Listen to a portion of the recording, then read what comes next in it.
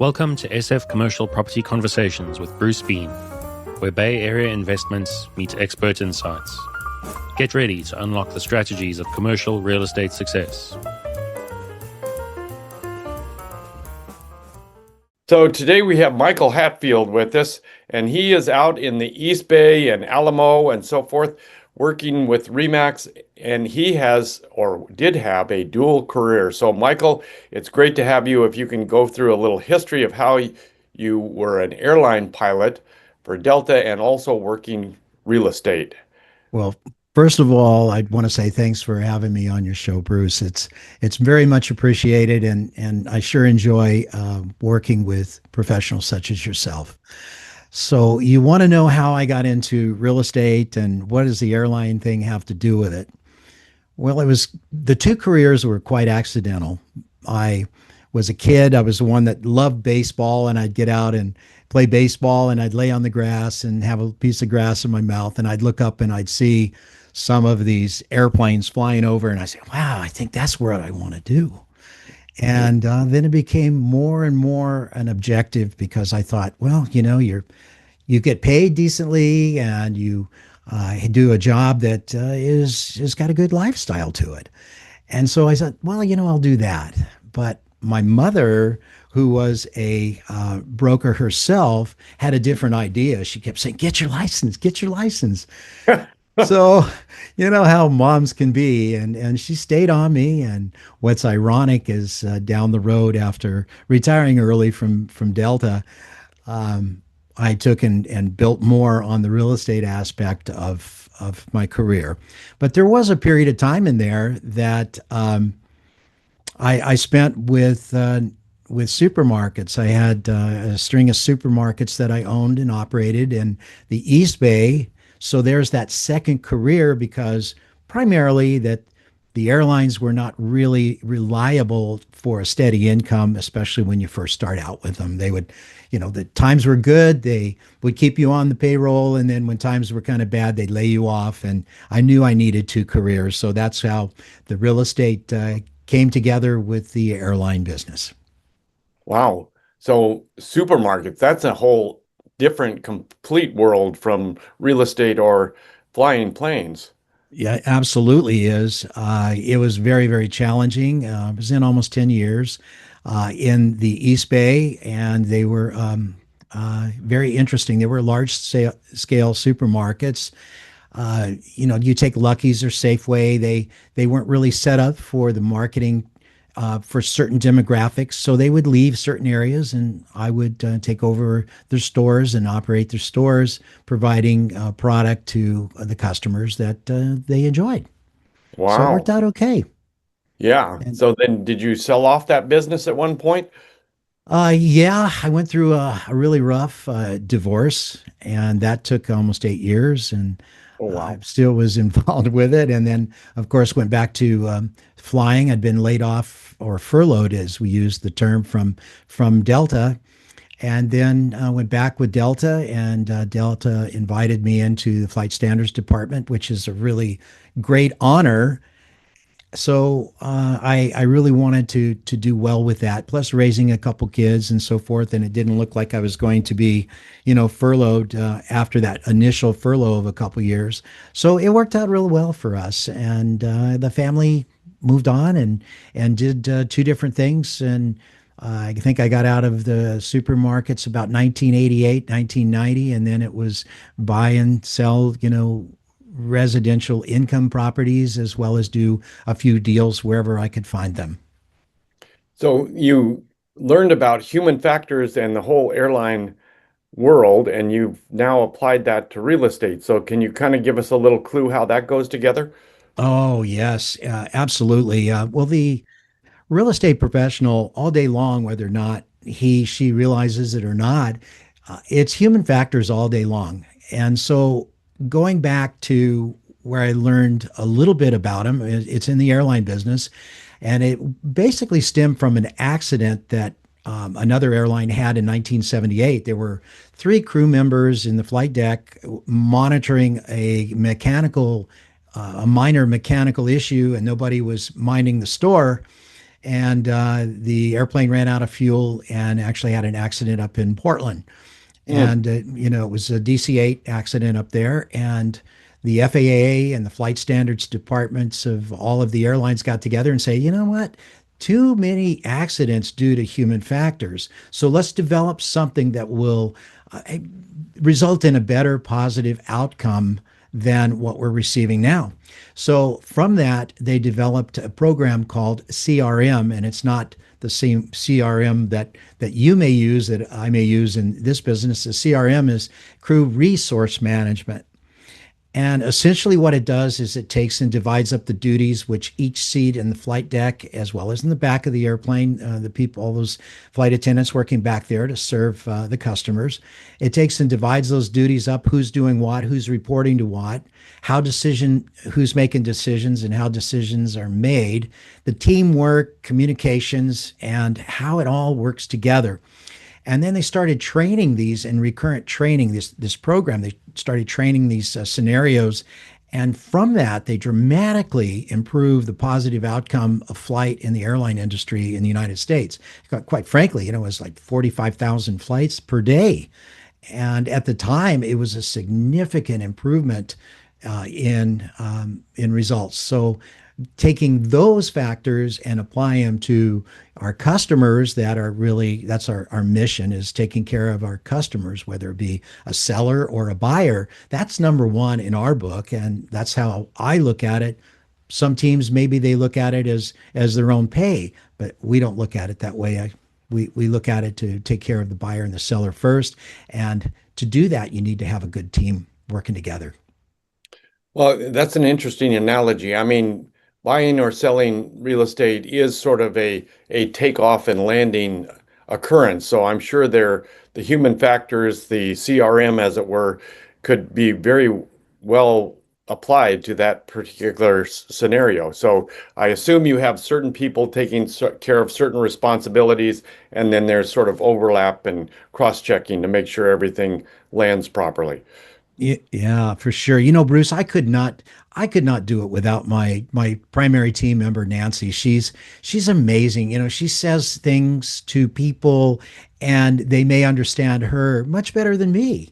And then when I say something we pick out who we can communicate best and make sure that the client, if it's a man and a woman, or if it's two men, or it doesn't matter, that whoever can communicate with each other the best. And then we go about the process of taking care of it, because everybody's life is different. Everyone has life situations, and being what we call situationally aware of our clients helps us to better serve them and result in a more positive outcome in the transaction. So are you still doing any commercial work these days? Do a little bit here and there, not a lot. I enjoy it a lot. We've done some great. We've done a couple buildings. We've done residential income properties. We do those off and on whenever we can get the deals. We just did a 1,200-acre ranch Oh, consisting of wow. 9 parcels. They're all Oh, different parcels, and they, envelop the Williams Act and all of that stuff too. So we'll take and service whatever we can.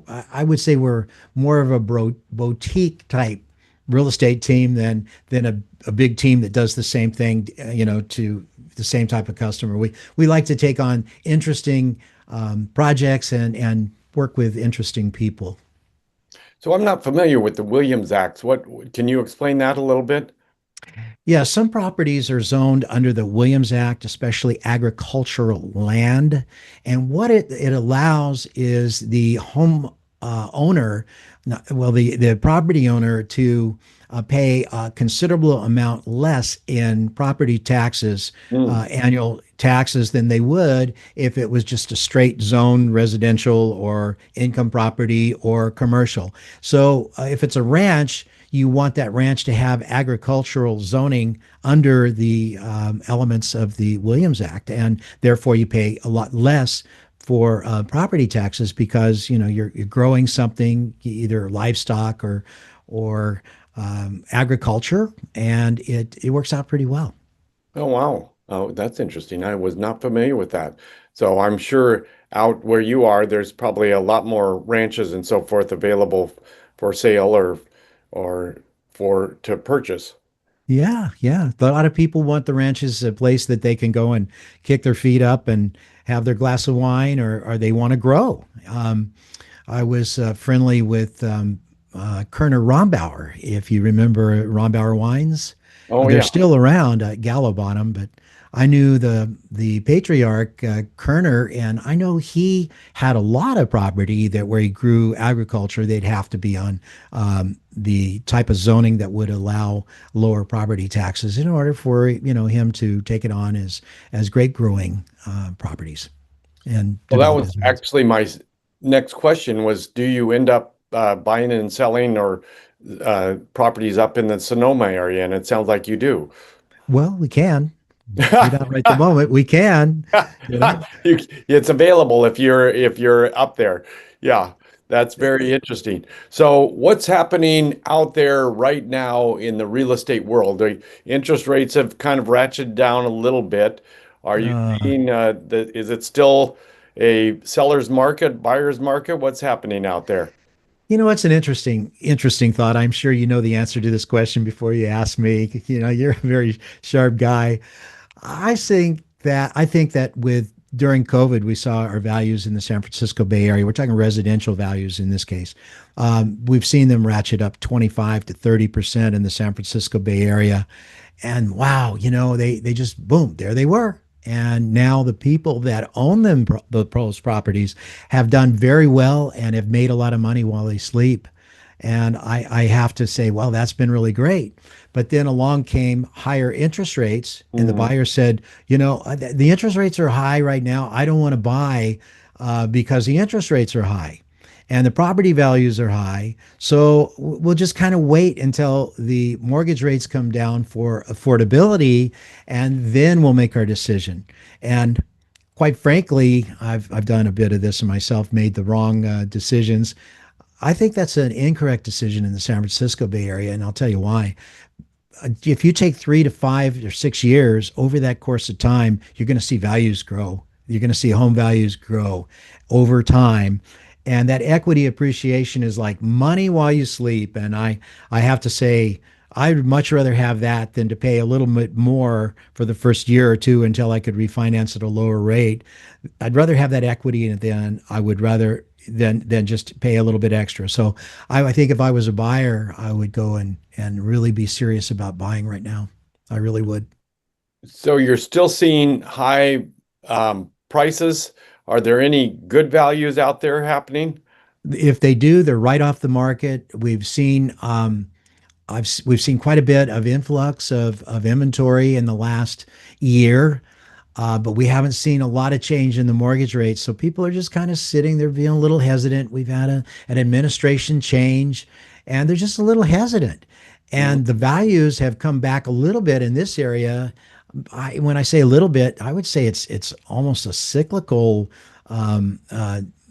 amount, say, 8 to 10%. Mm. And you think, well, okay, but the values are still up there. They haven't come flying off the board. So I'm still thinking, the person that buys right now could do very well by buying the home and then dating the rate. When the rates come down, go ahead and pick up a nice lower interest rate mortgage. That's what I would do. And then, they've been talking about the 50-year mortgage term. And Oh, if wow. that happens, now what is going to happen is you're going to have a bunch of buyers flood into the market and they're going to be competing for the same number of homes as what could be bought now for a more reasonable price. So Oh, that's what I'm seeing. that's new news to me. I was not aware of the 50-year mortgage. Is this They're coming talking. from standard banks, B of A, Wells Fargo? Where might this come? This came out just recently that the consideration through Fannie Mae and Freddie Mac would Mm. be helpful, and they're considering it. So that would definitely help because it would drop down the value of not the value, but the cost of each monthly mortgage, and affordability would become more appealing to the buyers. And then when that happens, it's like dropping mortgage rates, is because now more buyers are coming into the market to chase each other around the block for the same property. Oh, So, I didn't. Okay, I see what you're saying now. So would those 50-year amortization schedules, would there be a call on them? Would they be a 10-year term or a 5-year term? Any idea? well, I'm not the expert in mortgage loans. I only work hand in hand with really good mortgage experts, but there could be any different type of scenario of that loan. But the way that they were talking about it would be 50-year amortized, fully amortized, like a 30-year amortized, be Right, full right. 50-year amortized. But you'll know that there'll be secondary type products come into the market because it just does happen usually, to where they'll say, call in 10 or call in 20, but if they come out with a 50-year term, that is going to add some buyers into the market. So if my brain math is halfway correct, it sounds like it would reduce the monthly interest payment by maybe 2/5 or something. Who knows exactly what that number would be, but it essentially would lower the monthly cost. Exactly. Making qualifying for the loan easier, and giving people a little bit of relief monthly, because cash flow is usually what most people will make decisions on, is, can I afford the payments? And if they can afford the payments, it might be a little more depth for a while, but then so be it. They'll do it. I mean, when I bought my first house, I hate to tell you, but I paid 12.5% interest. Oh yeah, yeah, Yeah, back in the day. yeah. The Carter years, yeah, the stagflation years were quite amazing. Yeah. But overall, I mean, people may not realize this. One person said that over the years, the average interest rate has been 8%. So we're now at 6%, which in hindsight is actually pretty low. But Yeah. unfortunately, everybody saw these 3% numbers and they think we're going back there someday, which I'm not sure we're ever going to get Um, that low again. I'm a little skeptical on that one myself. I think if you see 4%, 4.5%, I think that people are going to go absolutely nuts to jump into the real estate market. The other thing too is that a lot of tech people are looking at their portfolios now, and the market has been really sailing. So they don't want to take it out of the market in order to place the down payment to buy homes Mm. the way that it would. So now, if you see some affordability changes by way of either a reduced interest rate or a longer amortization schedule, you're going to see more people come in. And if the market comes back just a little bit, people are going to go into more of a safe haven, which is real estate all the way. And there's a lot of great benefits from real estate, including tax benefits. And if you're buying residential income properties, you can do that as a business and make money with that as well. So there's a lot of opportunity going forward, and I know a lot of people are hesitant, and a lot of things going on in the world that we live in, and we know about them instantaneously now. As opposed to, 30 years ago, you didn't find out about something till a week down the road. But now you can just watch Bruce's program and find out about them. The instant news right here. Here we go. Exactly. Yeah. Exactly. Well, this has been very intriguing. So it sounds like, if I'm hearing you correctly, that maybe we're in a uptick here, that we've kind of hit the bottom, so to speak, and hopefully things are going to be coming back up the other side. Interest rates are going to go down a little bit, and that will hopefully drive more buyers into the market. Absolutely. Absolutely. And the good thing about it is the housing market drives so much of our economy. You have, the supply stores, the material stores, you have contractors, you have so much that is attached to the home industry and the residential industry, especially commercial as well. Well, I mean, just for a minute, we should talk about, I mean, when selling a house 20 or 30 years ago, I very few people thought about staging, and now everything's staged, everything's fluffed up and made beautiful. And so that's a kind of a whole new approach to selling houses these days. Absolutely. Absolutely. There's a lot to selling homes today that wasn't before. Um, we have our brokerage under Remax Accord, and it has like 10 or 11 offices. And I was talking with the owner, Jerry Stadler, a great guy. And I've known him for a long time. And there's a whole story in that one too. But he was talking about at the beginning when he got into real estate, the contract was a one-page legal contract called a deposit receipt, and I actually remember those. And now it's 17 pages, and it has interacting disclosures and advisories and acknowledgments and advise. It has a lot attached to it, and the average deal is going to have more than 500 pages of legal documents Oh my when you gosh. get done with it. It's got a lot in there. So, your real estate professional is not only a psychiatrist, I think of jokingly, but also a lawyer, I think of jokingly. You have these factors involved in the work. So it's good to really think about them as you go through these situations because everybody's situation is different. And I don't know how much time we have left, but I was thinking about situational awareness of this one young family. They weren't too ready to buy a home and kind of slow. And, we've got a couple months and this and that. And it was real slow. And then all of a sudden, the tempo picked up. Boom, boom, boom. They really had to get something. It became almost feverish. And we didn't understand why. And my partner Nancy and I talk about it. And after we went to dinner, and it had been raining, and the lady walks in and she pulls her chair back, and her raincoat kind of opened, and there was a baby bump. And Ah, so ah. that was the reason to change their entire situation in life. And it was just amusing. So everybody's situation is different, and having a real estate professional to help you there is absolutely essential to having a real positive outcome.